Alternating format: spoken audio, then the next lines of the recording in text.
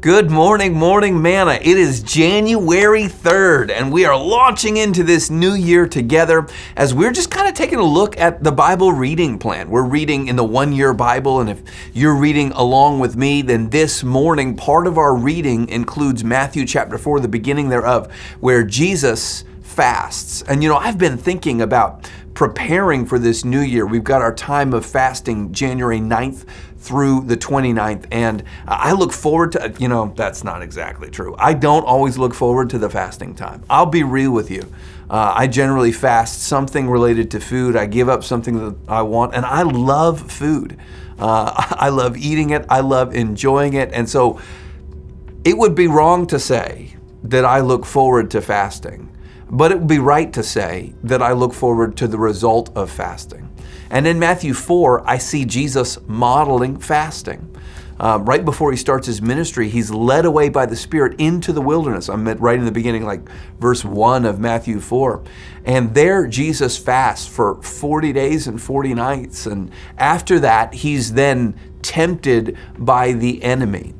And I think this is one of the important things for us to realize is that Jesus is always modeling for us in his behavior. He models for us that fasting is a spiritual discipline that you and I should be engaging in. And he models for us that his connection with God and having received from God and being empowered by God in his spirit, in his inner man, if you're a lady, in your inner woman, being empowered by God is what prepares us to be able to handle the temptation and the attack of the enemy.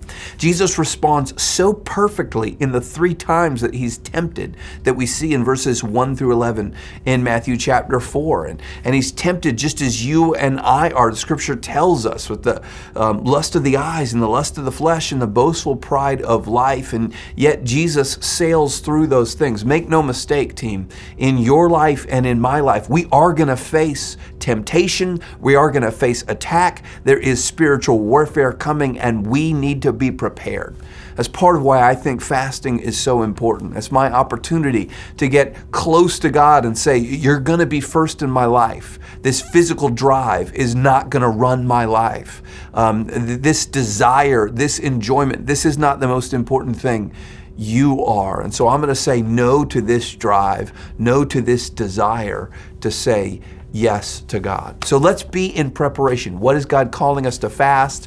Where does he want us to focus? Not every fast has to be the same focus. Sometimes God's like, hey, I want to meet with you and talk to you about XYZ, this dream that you have. Lord, what does my next step look like? Should I take this job? Should I take that job? Sometimes I fast for a decision.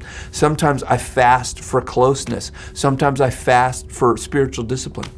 So Lord, what are you after me, of me, with me in this fast? We're kind of focusing on developing that devotional rhythm with God. You'll see that over the next 3 weeks that follow this one. But what does God want you to fast? What does he want you to focus on? Let's follow Jesus' model of fasting and see how God moves in our lives. I love you, Morning Manna. Can't wait to see you back here tomorrow.